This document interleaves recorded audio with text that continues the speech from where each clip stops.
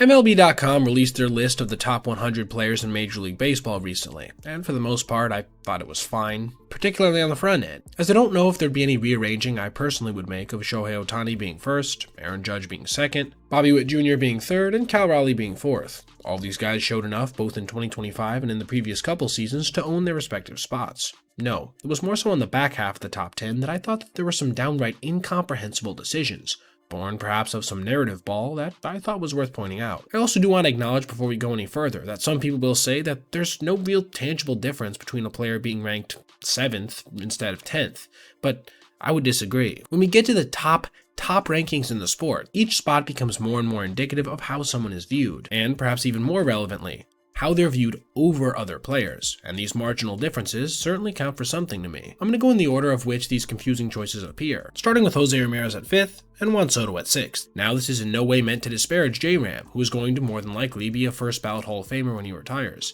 and the third baseman had another absolutely outstanding season in 2025, one that ended up netting him another top 5 MVP ranking, finishing third. Soto, however, also finished in the same spot for his league, setting career highs in a multitude of categories, the most surprising of which being a National League leading stolen base total. It's only when you examine their numbers side by side, both in this past season and in the prior 3 years combined, that things start to look a little funky. In the prior campaign, Soto had a notable edge in every major statistical category, besides hits and batting average, while being comparable in stolen bases. The biggest tangible differences could be found in home runs, where he had a lead of 13, OPS with an edge of almost 60, and OPS plus with over 20. But again, let's go back over the prior 3 years if you think this is just recency bias. Since the start of 2023, Soto has dominated in pretty much the exact same fashion, only giving up ground in one additional category, being RBIs. Add in the fact that Soto is over 6 years younger, and I just can't understand placing him behind Cleveland's switch-hitting superstar. I think this might be a classic example of overcorrection from the baseball media, with J-Ram being called underrated for so long that he actually ended up, this season, being slightly overrated.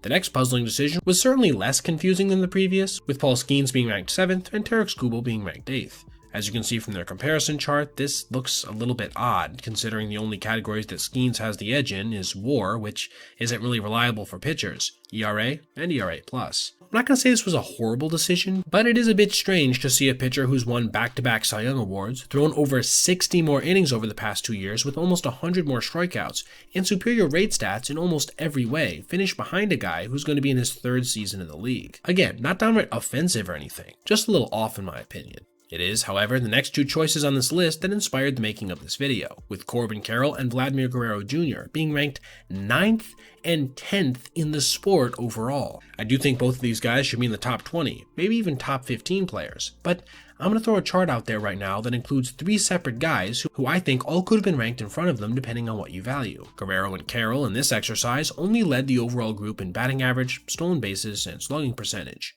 Meaning that if you value advanced contributions, you probably would have picked Julio Rodriguez. And if you value rate stats and what they could be predictive of in 2026, you probably would have picked Acuna Jr., who, mind you, has won an MVP in the recent past. Additionally, if you wanted a player who is as steady as they come with elite defense at one of the most important positions on the field, you could have selected Lindor. But it actually gets even crazier when you zoom out back to 2023 when Carroll first started getting major playing time. Since then, him and Vladimir only emerge on top in 3 categories, being stolen bases, hits, and RBI. If you're looking at it through this lens, Francisco would seem to be an obvious inclusion, as he's tallied over 4 wins above replacement more than Carroll in this window, and over 6 more than Vladdy. And again, if you wanted to go by rate stats, Acuna Jr. would seemingly hop to the front, and J-Rod honestly wouldn't be bad either, considering he's 2nd overall in value and plays one of the hardest positions himself in center field, and does so to an elite level.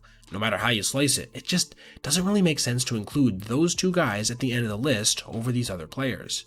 In terms of narratives, it's probably because Corbin is one of the most electric players in the sport when it comes to his combination of raw power and speed, outshining the barometric performance of players like Rodriguez and Lindor, who post good but not great offensive numbers year in and year out. Acuna is probably just being dinged for his injury history over the past couple years, which I do understand but don't necessarily agree with to this level, keeping him out of the top 10. Vladdy, meanwhile, got a tremendous boost from his postseason performance, which I always personally dislike for a list like this. He's a first baseman with poor fielding stats and not even dramatically better hitting stats than the guys around him in this graphic. An impressive October sample size does little in my mind to offset this when the list itself is regarding the top players in the game for the regular season.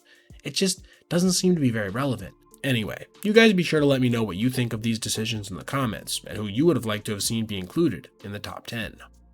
Alright everybody, if you made it this far, I appreciate you watching, and if you did, consider checking out any of these other videos on your screen right now for other content just like this.